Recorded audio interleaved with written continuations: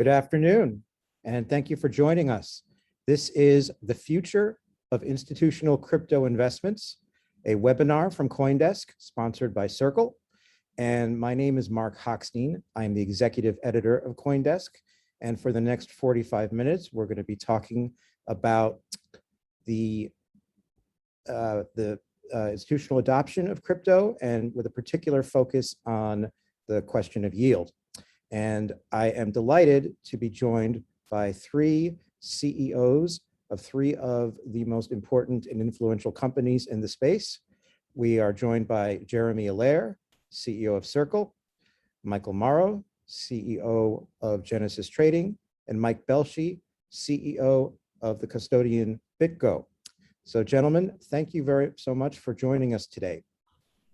And I want to kick off, I would just like to note for everyone, there are 980 people who signed up for this webinar. So there's clearly a lot of excitement, a lot of interest in crypto investing in general, in this bull market, and in particular in the topics we're going to be talking about today. And I really want to zoom in on the whole question of yield. So, you know, if you look at the interest rates that are being offered on crypto-backed loans in this market, you know, they really leave in the dust anything that anyone could ever get from a bank. We see high single-digit, double-digit interest rates, just unheard of in this low-rate environment anywhere in traditional finance. So my first question, and I think we'll start with Jeremy, is how are these yields achievable, and how much of this reflects the risk of the borrowers, the counterparty risk, and how much of this is driven by broader market forces? Yeah, I'm happy to kick that off. I mean, I think there are a few different ways to look at this, and you know, for us, and obviously we work closely with Genesis and BitGo, in fact, to kind of enable yield products in this market. But you know, for us, I think there are many different types of crypto assets that people are borrowing and lending, and that's happening in a huge range of ways. In the most simple form, right? You have dollars in the form of USDC, and you want to lend those dollars and get a dollar-based return. And so a lot of people look at like stablecoin yields or USDC yields as an interesting proxy. And I think big picture, I think one way to think about this is we now have a capital market infrastructure in the form of digital assets and blockchains where you can very easily take collateral, settle transactions, and face and deal with counterparties in a very, very efficient way, much more efficient than the existing banking system and capital market infrastructure. So it's just like speed of the internet. You have these digital bearer assets as collateral. It's just like a huge improvement just from the perspective of like collateral and settlement and lending, like just like the operations of this. When you compare it to what you see in traditional lending markets, it's just superior. And those operating efficiencies, I think, have helped this grow because you can operationalize these lending markets significantly faster and more globally than you can with historical infrastructure. And I think that's part of the bigger story here, which is that over the long run, this public chains, digital asset as collateral and as a settlement infrastructure, and we believe increasing use of things like stablecoins as working capital, not just for trading, but for working capital for payments and use in a business. Those will have this grow to support a very, very broad array of borrowing and lending use cases. Coming back to the heart of your question, which is today, what are the sources of this yield? I think we're in a market where over the past 10 years, and I know, Mark, you got into this industry and started, getting involved in, like a lot of us, 8-9 years ago. over that period of time, this is a market that has produced extraordinary returns that far outstrip the returns of any asset class almost ever, maybe ever.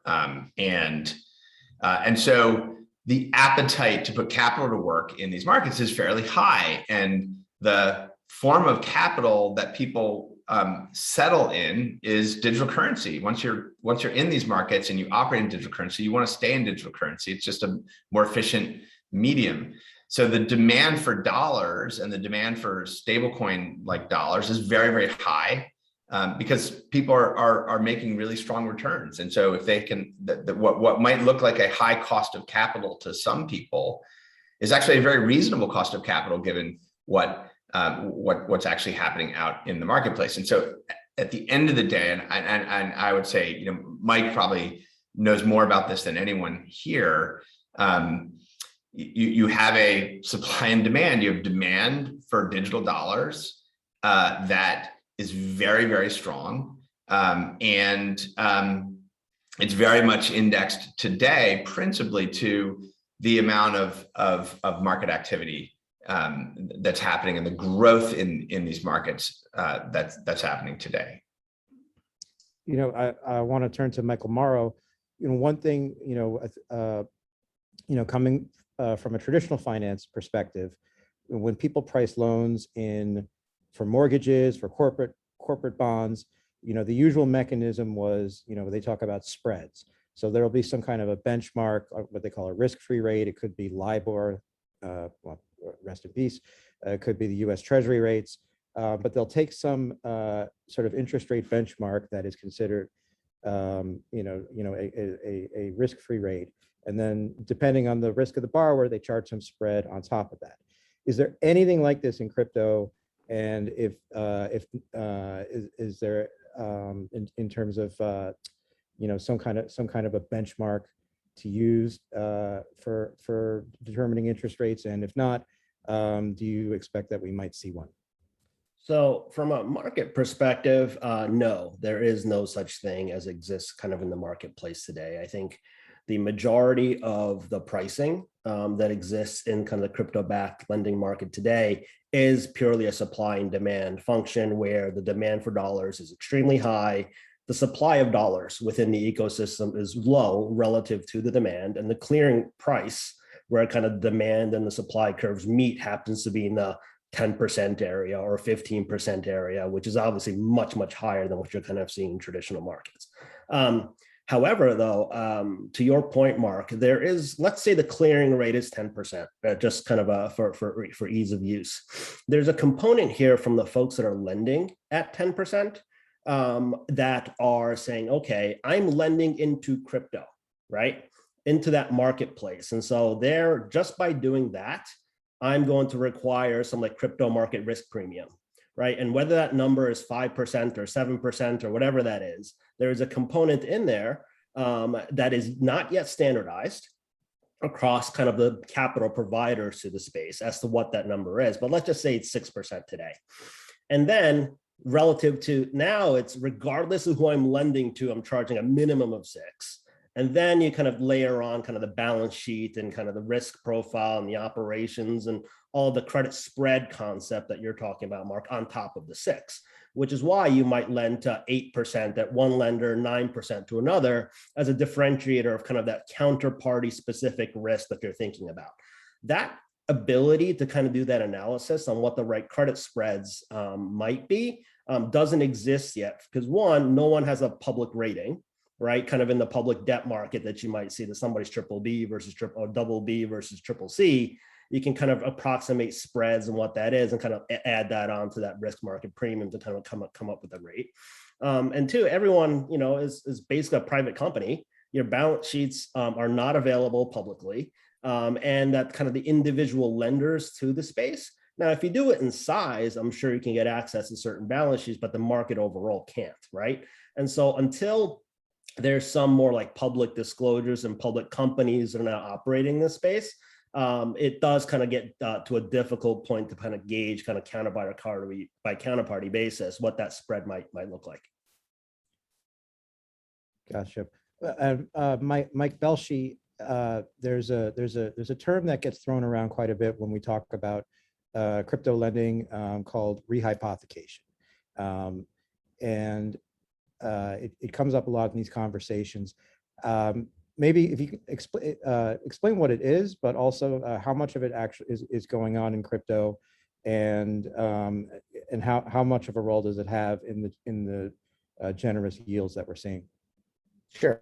So look, rehypothecation is pretty simple. Most of the lending that's happening is collateral backed in the crypto worlds. And rehypothecation is the process where a lender might take your collateral and then use that to lend out to somebody else. And by doing so, they're able to generate larger return. They can reduce the rate that they charge the borrower, a lot of flexibility in how they offer their products.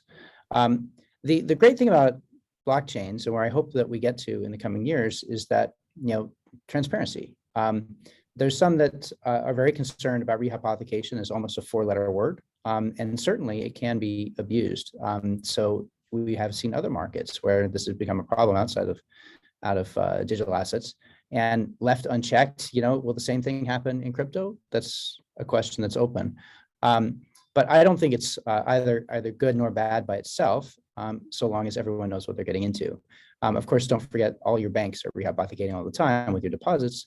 That might not be a collateral case, but these types of risks exist in pretty much all financial services. So does it happen in crypto? Absolutely. And you can talk to your lender or the folks that are borrowing from you, and make sure that your collateral isn't rehypothecated, and then you can negotiate that, and it just affects, really the return you're going to get, and the same thing is true on the borrowing side. So the most important thing in lending is really having a good program around risk, and Mike hit on this already, but there's counterparties, and they're all different, and there's a risk assessment that can be done. That's the biggest place that you need to look in the lending market. I think today, kind of back to what Jeremy was saying, the reason the yields are so high, yes, there's still professional traders that are coming in that are just building tremendous products that are able to take care of arbitrage. They're able to, offload and bridge between derivatives markets and spot markets and all kinds of things. They're generating huge yields for themselves. And these markets, as Jeremy said, are actually working. They're very efficient. They're great.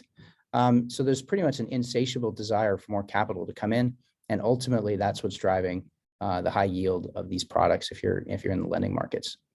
I want to ladder one thing off that, which is like, a lot of times there's a lot of expressed concern about exactly what Mike's saying, like, what are firms doing, or from a regulatory perspective, what's the risk and where's the risk? And I just have to underscore again how radically different a market infrastructure is, where the entirety of the assets, the collateral, the transactions, the settlement is all real-time auditable. It's real-time auditable. And so if you want to have a supervisory framework that allows a counterparty, a supplier of capital, a borrower of capital, a supervisor, an auditor, you can in fact provide the necessary information for someone to basically be able to look at that in real time. And that's actually, I think, in the product that we're offering, it's actually really important for people to be able to see on chain. I want to see that collateral, the over collateralized loans. Where is it? What is it? I want to be able to see that. And no, you're not rehypothecating, and we can't, because that's a regulatory covenant that we have. But I think it's so transformational when you think about the auditability and the observability of financial markets, how opaque they are. The books and records are opaque. Everything's after the fact. Everything is self-reported. It's just so different. And so it's just, this isn't, I think, important just because there's like huge amount of growth in crypto asset values and therefore in the yields that are generated. I think it's really different because this is why a lot of us got into this. This is, we're building a new financial system, and we're building a better financial system that is more resilient, more robust, more secure, more frictionless, and all the other great stuff that we talk about. Here's some questions already rolling in from the audience. Please keep those coming. We're here for you. And here's a very relevant one. How big is the market for uncollateralized lending in the crypto space, which would further to our discussion, bring a spread into play for risk considerations. Maybe Michael Moro, you want to start with that? Sure. To back up, I do think the vast majority of the loans today are collateralized, if not entirely over collateralized, that exists. And so, it's not true credit, right? It's not kind of a credit extension in the way that we typically kind of think about it. It's much more use about a somewhat crude analogy, and I mean nothing untoward by this, but it's not unlike pawnbroking. Is that fair to say? Yeah, it's probably an easy real world example of how to kind of think about it. Yeah. But we probably like to consider it a bit more elegant than How about like securities lending is probably. There you go. There you go. I do think though that the way the space ultimately scales is through like true credit, right? Like advancing 60 cents on a dollar against someone's Bitcoin holdings is fantastic because that gives somebody additional buying power. At the same time, you're not introducing additional capital into the ecosystem in sort of a truly kind of incrementally meaningful type of way. So I do think that undersecured or unsecured lending is sort of an important piece of the equation. However, I think it's one of these things where you kind of have to keep in mind, where the balance sheets and kind of traditional underwriting becomes a lot more important, right? When you have to kind of think about what are the actual risks that you're ultimately kind of underwriting, and how do you ultimately price that risk? So while it's been relatively small in the kind of grand scheme of things, kind of the under collateralized lending market to date, as more and more kind of like traditional institutions kind of enter the space. I mean, we've seen a massive wave of new entrants coming in the last 12 to 18 months or so. They have impressive balance sheets. And so, do you feel comfortable, lending $10 million to somebody with a $10 billion balance sheet? Is certainly not a question that, we were able to kind of think about back in 2018 when we first started lending. But that's one of these things where you kind of do the full credit check on the counterparty, assess the risk and their ability to repay. And certainly in those cases, I do think it makes sense to have unsecured, under collateralized exposure to some of the AAA names kind of within the crypto space. I would add just a couple thoughts on that, which are, a fundamental thesis that we have is that the sort of both capital efficiency and the kind of settlement efficiency of things like stablecoins will find their way into more and more kind of real world treasury and payments use cases, meaning working capital will be borrowed and used in stablecoins, and commerce and payment activity at a retail level and at a wholesale level will increasingly benefit from that technology. As you move towards that, you get to a world where you actually have the ability to have dramatically more information about counterparties and their funds. And you have this sort of world today in kind of credit underwriting where people will take Plaid and they'll look at your checking account history and they'll say, okay, how much should we loan you as a consumer? Or they'll take various signals like the buy now, pay later model and make AI-based decisions to issue credit to you. But if we can provide privacy-preserving ways to provide both CeFi and DeFi, providers with access to on-chain data about our capital and our transactions, that could lead to credit provisioning that's far more efficient than the kind of credit provisioning that we have in the existing financial system. And what we think of as unsecured lending, i.e. just normal credit, should be able to function, and the credit markets themselves should be able to operate on chain and be global down to the individual and household and firm level. And I think that that's a really interesting future to work towards. We're not there. We're not even close to that right now. But I think the building blocks are definitely there. And it's something that I'm really excited to see as we see yields and lending go from crypto markets, crypto capital markets to, working capital for businesses. I think all of those things become possible. The yields may look very, very different then in a market like that. But that's, if you think about M2 money, commercial bank, electronic money, M2 money, which is credit provisioned money, that's $120 trillion. So there's a lot of market to eat into. I'm gonna want to come back to that thought about on-chain credit in a minute. We have a question about staking that I think Mike Belshe probably would, given your role as a custodian, might be able to help with.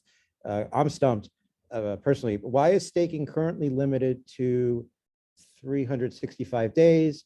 Does it have something to do with the mining behind it?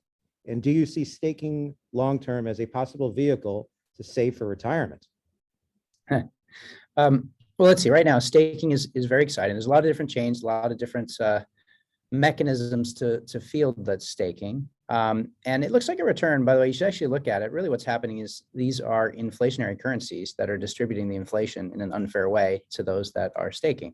Now, nonetheless, that means that if you're doing your staking, you're keeping up with inflation. And if you're not doing your staking, you're falling behind. And the more people that are not you that fall behind, that means the more you actually advance because you get those staking rewards instead of someone else. But staking is the role of a custodian for sure. Like, you put your assets into a custodian, the custodian needs to take great care of those, of course, never lose them, but obviously staking should just go hand in hand and those returns should come back to you. So that's what we're working on at BitGo. And then is it a good way to save for retirement? Look, all of these assets that are doing staking today, it's early days. Proof of stake as a technology, it's emerging. I'm a big supporter of all the research in it, but there's a lot of different derivatives of it. So to say staking by itself is a way to save for retirement is not something I can say without actually digging into like which protocols you're talking about, why you think that's a good reason, a good way to save for retirement, et cetera. In general, the asset class, is pretty high volatility, high risk, and staking itself is unproven for the long term with a lot of different branches of staking and the way it's provided inside of these underlying assets. So it's a little bit about staking, hard to answer exactly as it was asked. Oh, on the 365-day question, I'm not quite sure what that's in referral to. Staking is generally a byproduct of participating in the validation or mining of the network. Those operate all year round, this year, next year, and beyond. So I'm not sure what that question was.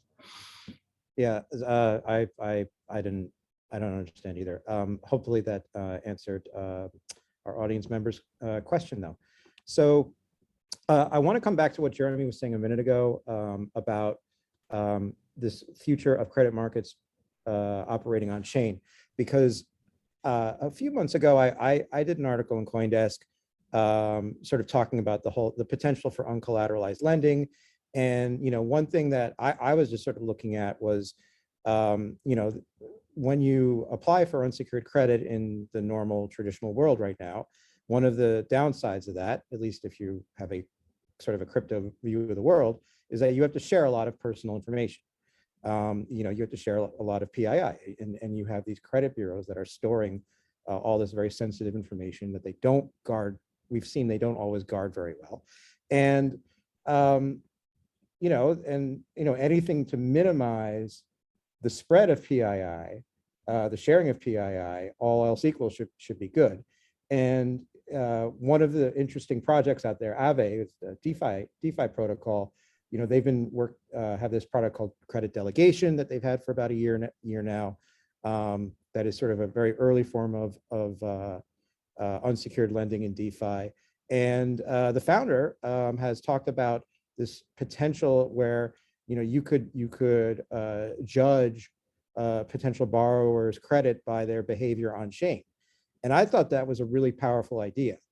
But I got an interesting pushback on Twitter, where else, on this, and it was a fair point, which is that your on-chain identity, can show what you've done with that wallet or that address or that particular ID, but you can have, anyone can have multiple on-chain identities.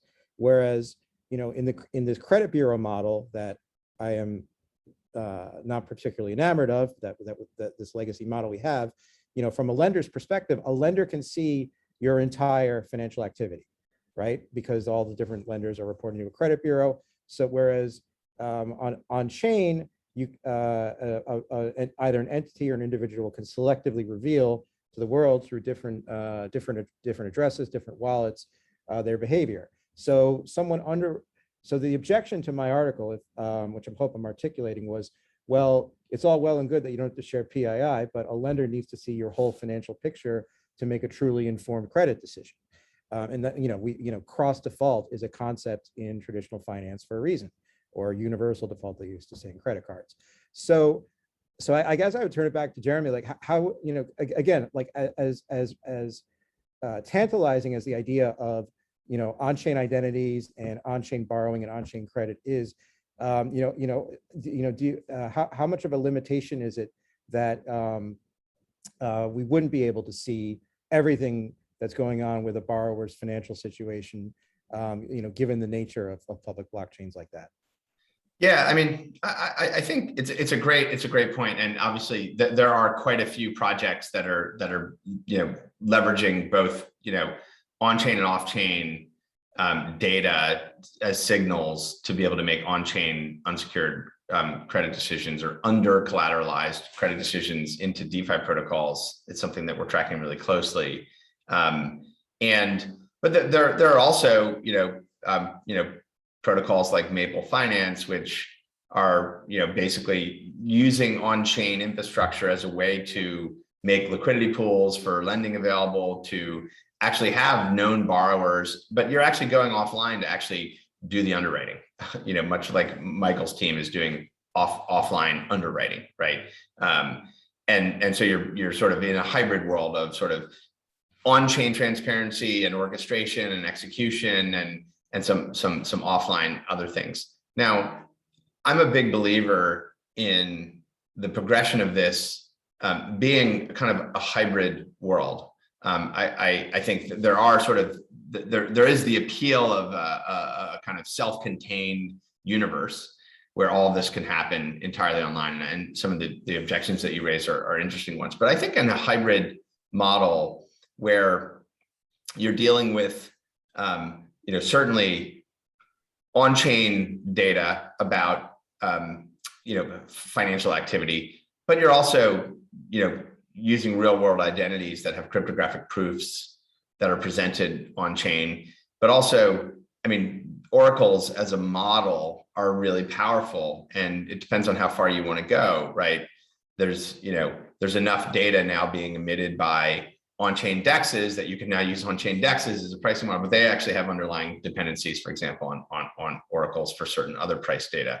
But the ability to have, cryptographically provable data that then can be utilized by smart contracts to make decisions is also attractive. If you have oracles, I know you don't like this, but you have an oracle that's providing credit bureau data, for example, in a privacy preserving manner to a smart contract with a provable identity, then in fact you could have on-chain orchestration of all this, and you're in this kind of hybrid world. And so I think part of this is it's sort of a march towards more and more on-chain treasury activity, more and more on-chain transactional activity, and privacy preserving mechanisms for identity proofs and claims about identities, that some of which may be offline or off-chain and the like. So all of those things, I think, are important building blocks that will get us closer and closer to that. So I want to ground. If I could add on that, Mark, I think an important point, which is, you're correct in everything you said, that a creditor wants to know everything about you if they're lending to you in some uncollateralized way. And the traditional system has had that forever. The digital asset system has as well. But now the digital asset system is in an advantaged position, because remember, people can go and take an uncollateralized position in a digital asset market. All you're identified by is your private key. So if that person is taking credit through both decentralized or digital asset systems as well as the centralized systems, the creditors are dependent upon all that reporting coming back, even from what might otherwise only be identified by a private key. As far as I know, I suspect a lot of the lenders from the traditional space are doing that altogether because they figured that out over the years. But right now, what happens if somebody is able to take a loan on digital asset market that isn't exposed to the traditional market, and now the traditional market makes a decision to lend more credit to that same individual without knowing about the digital asset component? So the worlds are blending no matter what, and you can't really stop that. Grounding the conversation back on a somewhat sensitive topic, but it was brought up by a member of our audience. Speaking of reserves, what do you guys think of Tether USDT? How much inherent risk do you feel we have for second and third order knock-on effects on the broader crypto and stablecoin markets? Should their commercial paper underperform? So, Michael, actually, you know what? I'll phrase it slightly differently. We've learned a lot about the dominant stablecoin, or at least more than we used to know in terms of the backing. And we know that close to 50% is commercial paper of the reserves. We don't know who the issuers are. We know that a portion of their reserves is even in other digital assets. But that asset has very consistently traded at or near $1 for most of recent memory. There was a little bit of a scare a couple of years ago, but even with all the stuff that's come out in the last year or so, it just feels like traders don't care. So, Michael Moro, maybe explain this phenomenon. Yeah, so it's funny. I think coming from kind of the traditional finance world and kind of looking at the whole question around USDT and what's backing it and all of that stuff, it would definitely have an impact on the price of kind of the asset, right? And I think on that question, we've seen quite a bit of Genesis clients taking short positions on Tether, either like previously or recently, as a hedge against some sort of black swan type event that the market and a risk that the market itself is not pricing in, because the Tether itself is still continuing to trade at $1.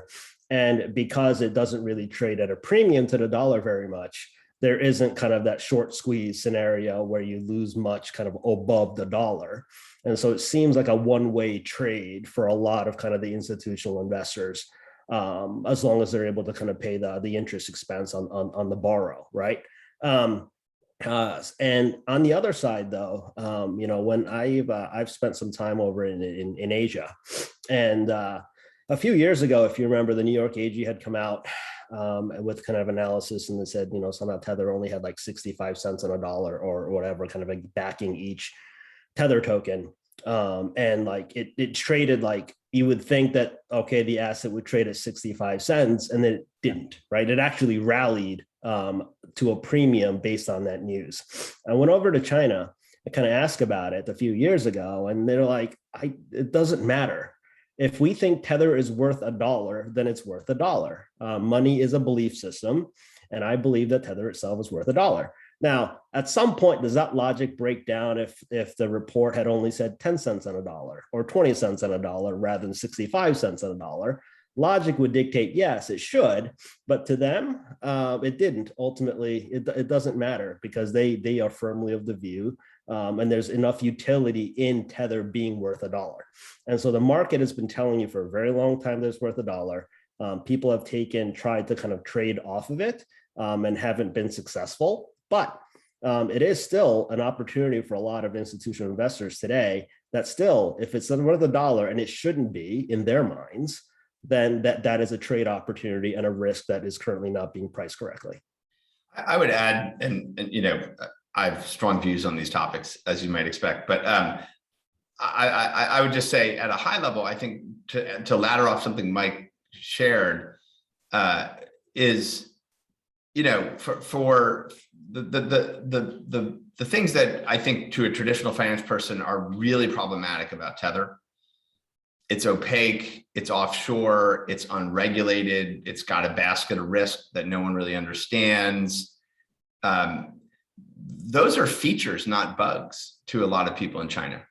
The idea of a shadow banking model where they can control it entirely without the government being able to take their private keys, the ability to have something that's out of the reach of the Chinese government, that's out of the reach of the American government, that is an offshore shadow banking dollar, that's extraordinarily appealing to Chinese. And so the things, so it is a belief system. It's like, we need this to be our shadow banking dollar, because that has a very high utility value for us. And so I think part of it is Asian traders are basically saying, hey, we're betting on an institution that's going to say F you to China and the US and is going to run this thing this way. And that's a feature. That's a feature. And now, is that a feature that is going to undergird the global financial system, or is going to be used broadly in capital market functions, or that's going to be used for mainstream scale retail payments? No, it's not. But in a large section of crypto capital markets and offshore crypto banking, I think it actually does play a significant role, and it is well supported by those that feel that that's important. And it's still the #1 stablecoin.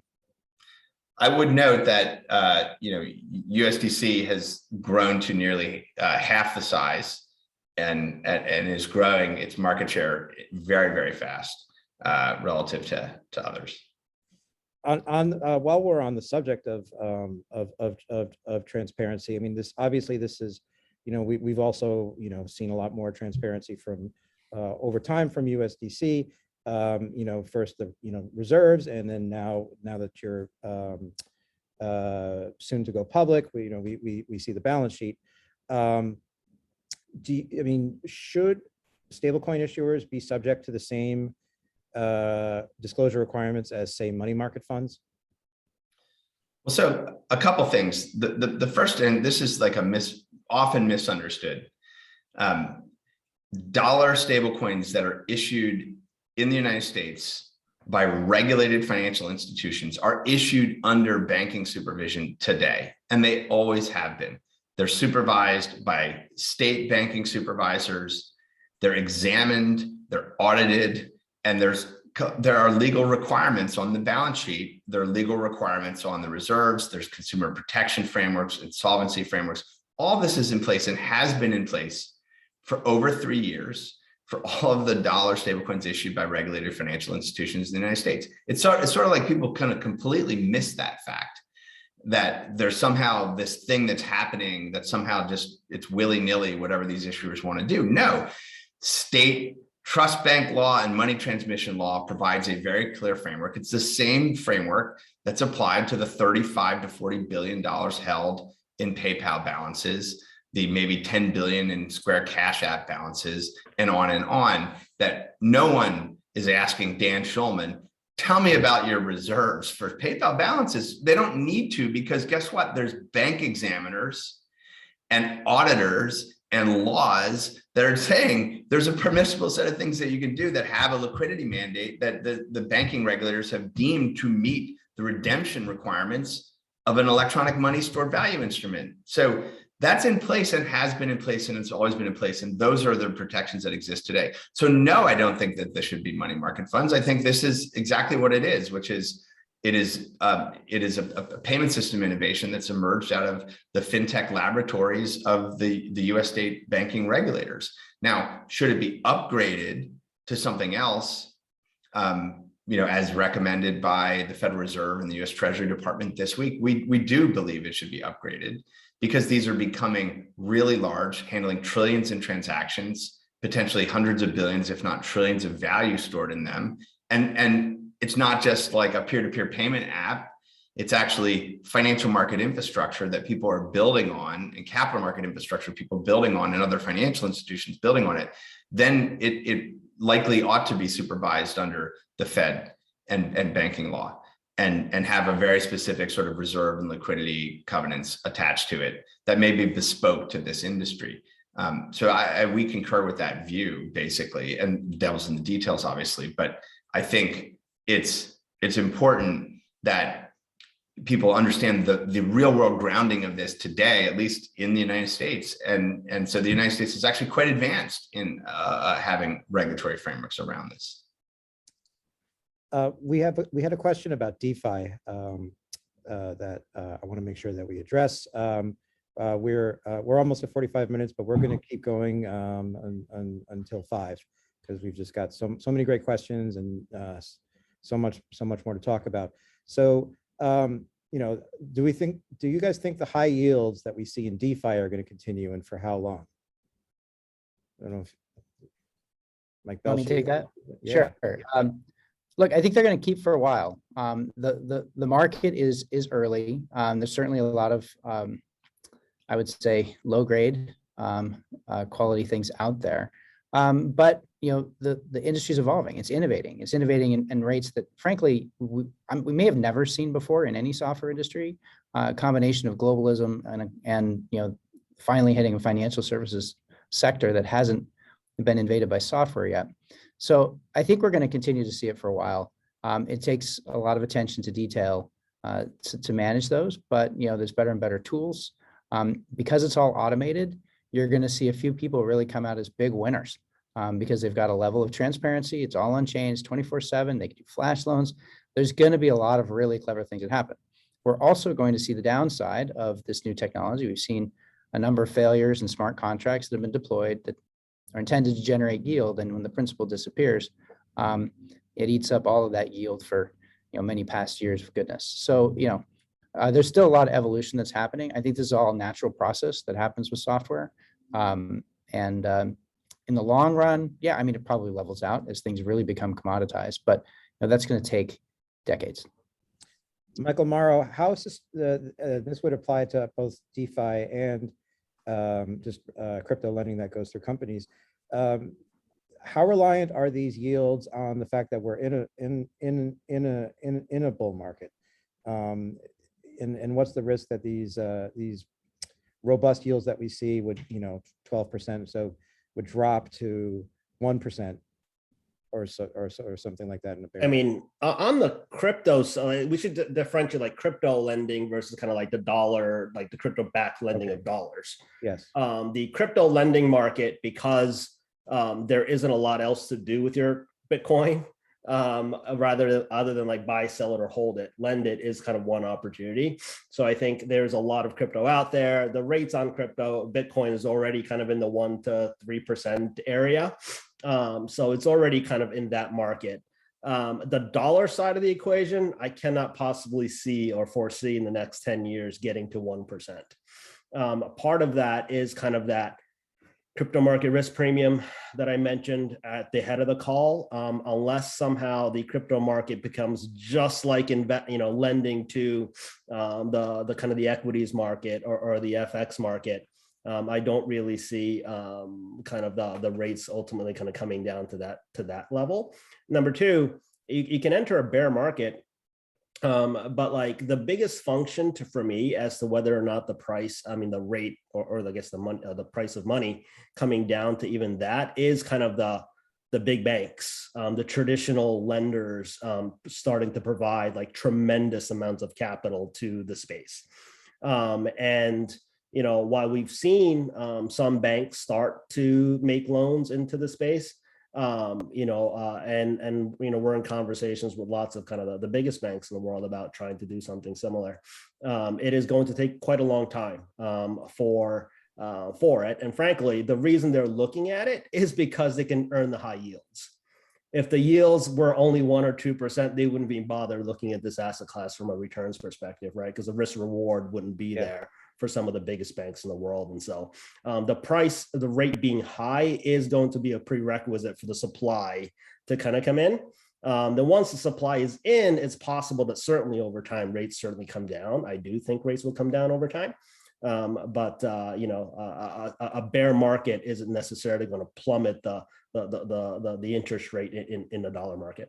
I would just add one thing on that, which is this ties into some of the things that were discussed earlier, which is, commercial bank lending. If you take that, we're talking about, mostly here kind of capital markets lending, but commercial bank lending. If digital currency moves to be operational in the real economy more and more, as we expect it will, then you should look at what are the rates that you see in commercial bank lending.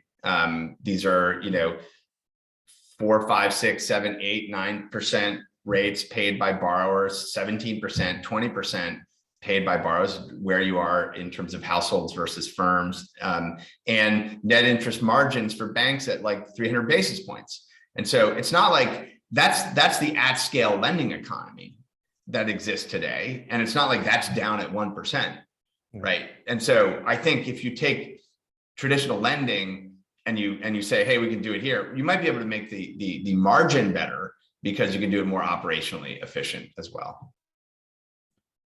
So another question from the audience. How do you see the regulated derivatives market evolving in the US for 2022? You want to, Michael Moro, start with that? Sure, I'll start and I'll turn it over to Mike here. The regulated derivatives market, I think, is only going to kind of continue to grow. Obviously, the CME is going to, I think, launch the Ethereum mini contracts shortly. I would fully expect them to kind of add on additional products in 2022. On top of that, the CBOE is going to be re-involved again, kind of in the crypto market after they were the first ones to kind of get involved in 2017.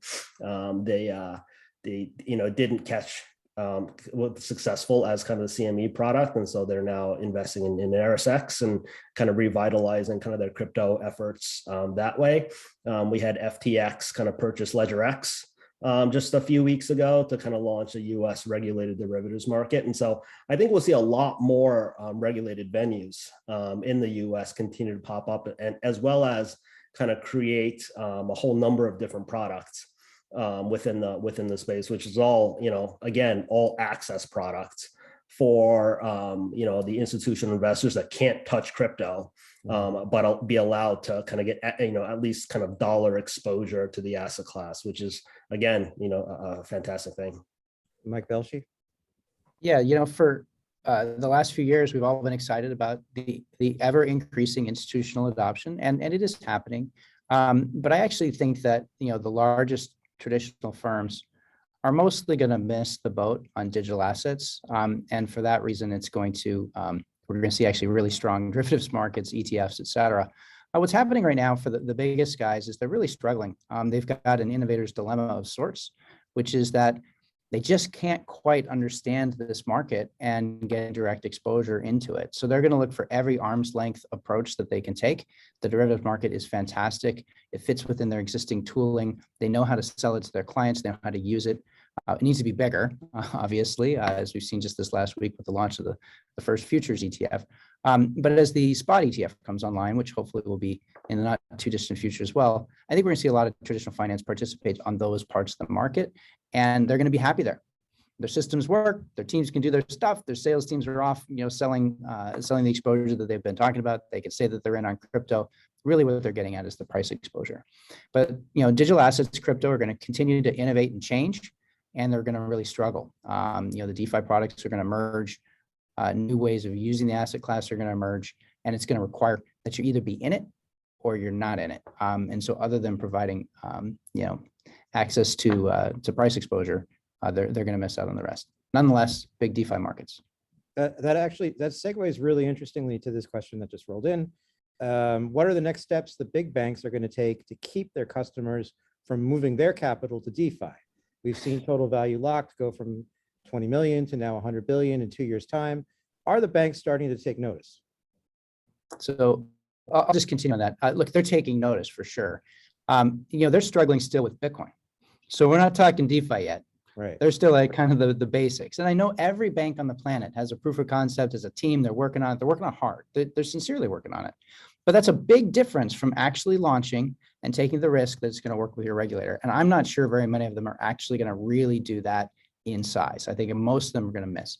So when you start talking about DeFi, now you throw in a whole new set of monkey wrenches, which is that you don't know who the other parties are.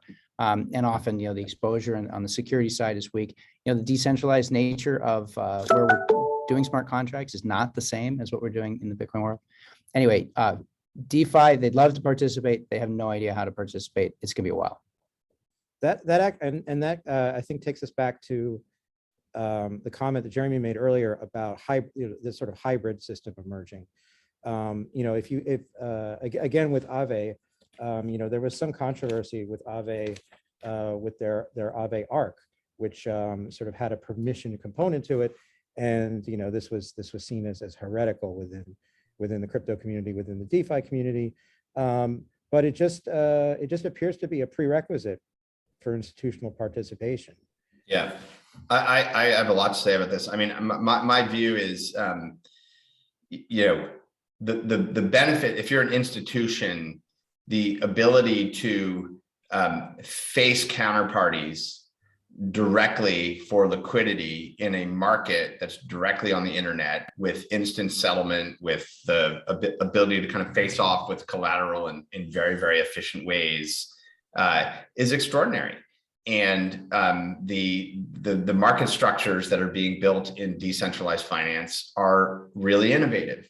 And so I think there is a strong desire amongst institutions to be able to interface with market structures that exist on chain.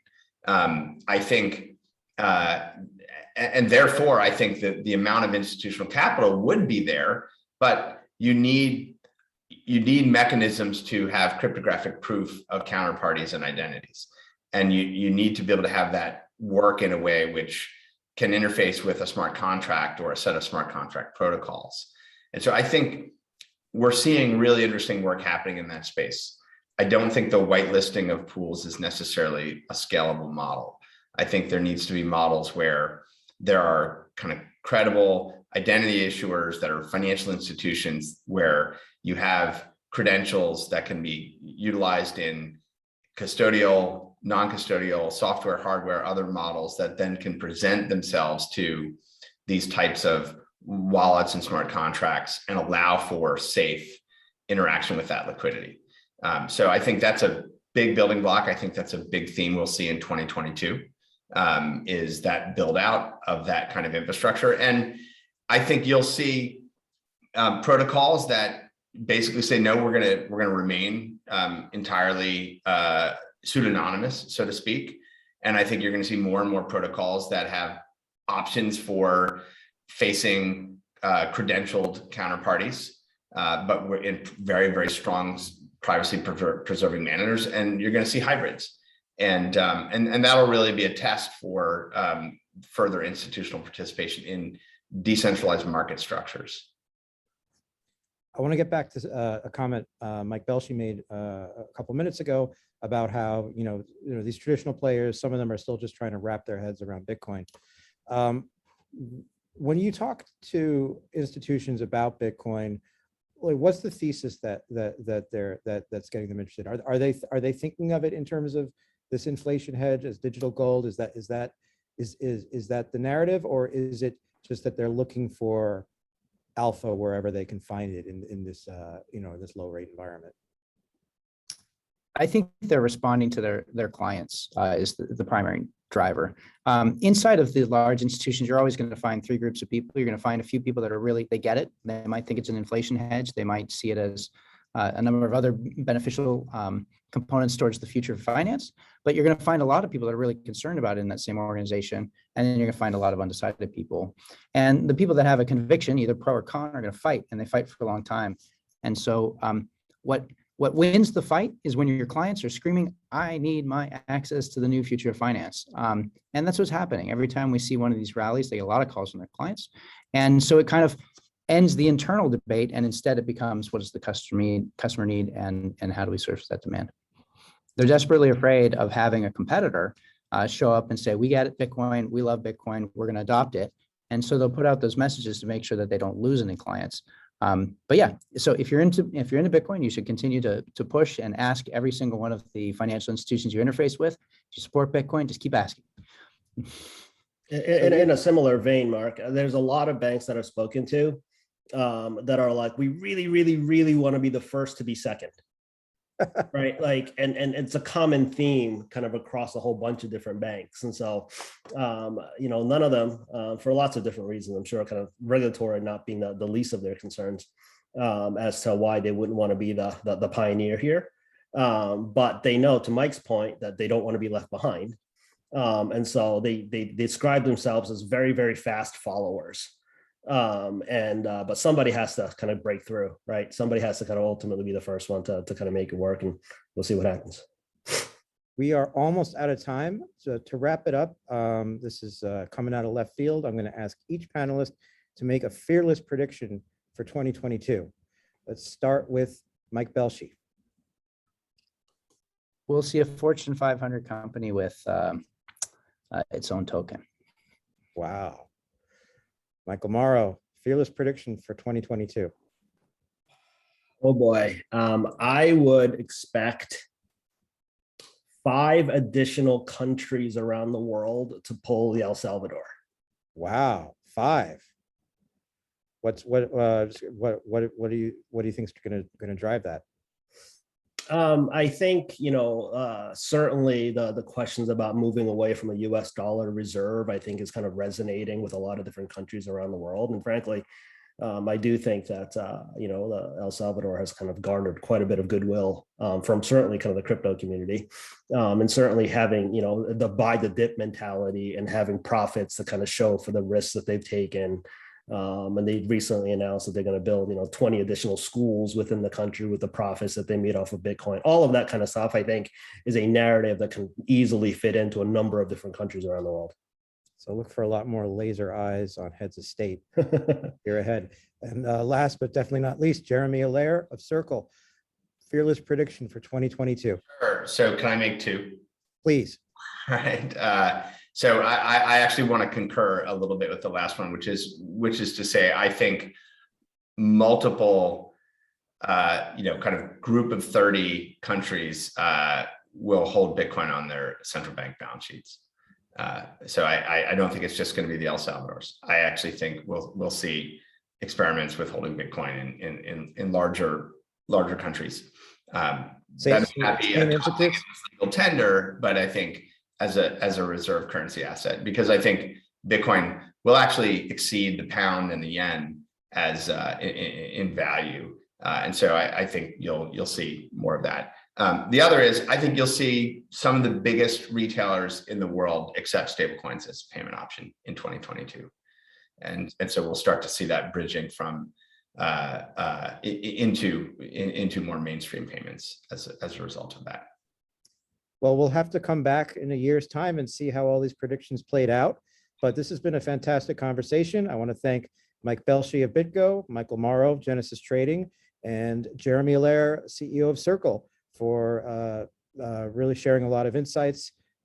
Wish we could continue, but I'm afraid we're out of time. Thank you for everyone for tuning in. Thank you for the great questions, really smart questions, and have a great afternoon. Take it easy. Thanks, everybody. Bye-bye. Thank you so much.